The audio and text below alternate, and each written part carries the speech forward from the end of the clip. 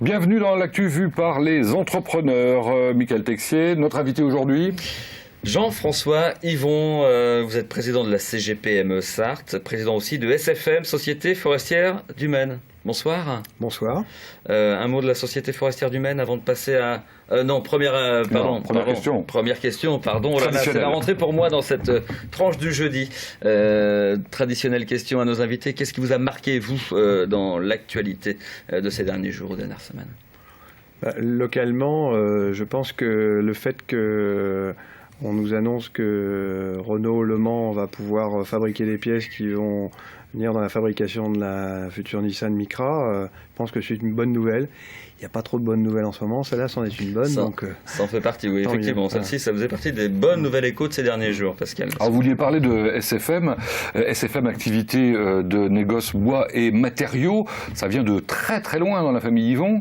1840, c'est ça ? Oui, 1830. Ouais, notre famille est dans les métiers du bois depuis 1830. Et on a créé il y a 3 ans, j'ai ouvert un dépôt à Sargé-le Mans, en zone d'activité de la Pointe, où on vend tout ce qu'il faut pour construire une maison à peu près. On ne vend pas les parpaings, le sable, le ciment, carrelage sanitaire, plomberie, électricité, mais tout le reste, le bois, les placards coulissants, les bardages, les menuiseries, les escaliers. Tout ça, alors vous êtes le dernier indépendant de la Sarthe en quelque sorte. C'est vrai, c'est effectivement juste ce que vous dites là. On est le dernier négociant indépendant, familial. Comment vous faites parce que vous devez avoir en face de vous des gros groupes, enfin on les connaît, on ne va pas les citer là. Mais c'est compliqué. Il faut convaincre effectivement l'ensemble des clients que non seulement on présente un intérêt sur le plan des produits que l'on propose, la gamme de produits, etc., leur qualité moyenne, etc., mais qu'aussi c'est leur intérêt d'avoir des indépendants qui continuent à faire ce métier, parce que quand il n'y aura plus que des groupes, si un jour il n'y a plus que des groupes, ça peut être compliqué pour un certain nombre de clients. Et comment se porte le marché du bois en Sarthe ? Alors, il me semblait qu'on avait du mal à créer de la filière, que la plus-value se faisait essentiellement à l'extérieur du département, alors qu'on a une richesse, une vraie matière première. Le métier du bois en Sarthe, si vous voulez, dans la partie négoce, comme celle que nous faisons, il y a des développements qui existent sur différentes agences ou différents secteurs. On dépend beaucoup du marché du bâtiment, donc c'est un petit peu compliqué, parce que le bâtiment est un peu sinistré. Après, sur la filière bois en Sarthe, si vous voulez, on a un massif forestier qui est important.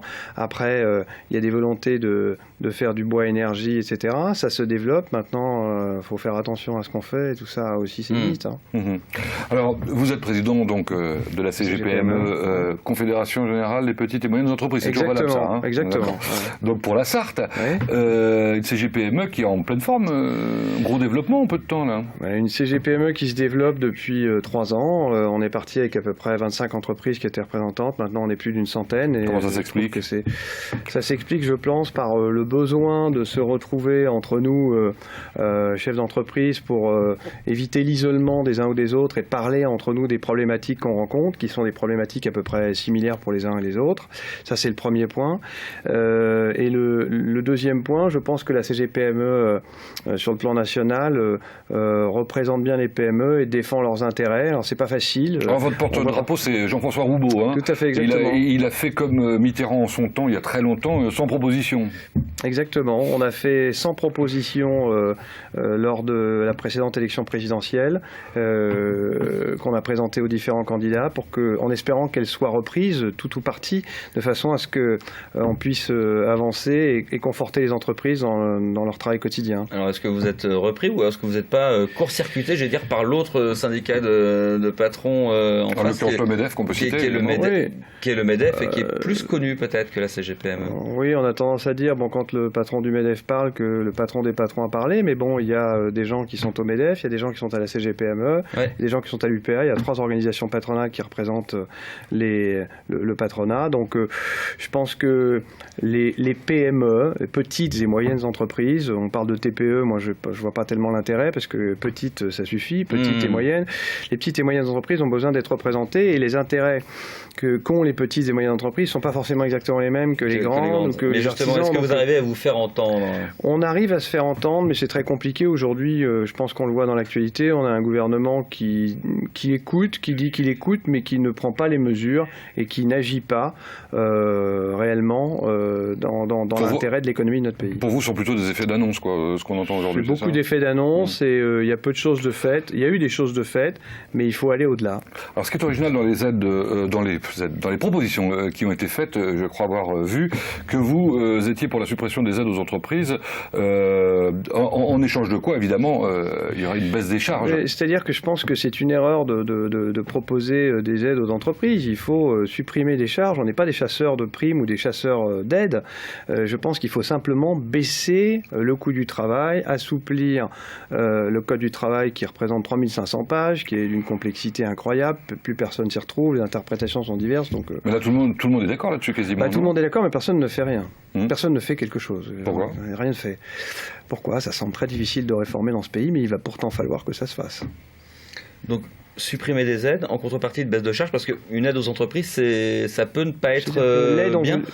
Si on prend l'exemple de Renault, il y a des aides qui ont été votées pour cette entreprise en contrepartie normalement d'embauche. Alors, après, c'est à l'entreprise et au syndicat de nous dire si ces embauches ont été faites, mais en contrepartie, il y a eu aussi de l'investissement et public et privé dans certaines grosses entreprises. Le mode de fonctionnement avec des aides, c'est un mode de redistribution.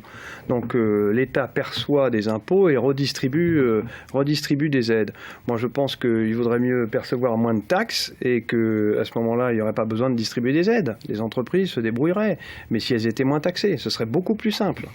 Alors sur les retraites, vous avez des idées également. Aligner, c'est un peu iconoclaste, non ? Aligner les cotisations retraite de la fonction publique sur celles du privé ? Monsieur Roubaud a repris aussi cette idée et l'a évoqué.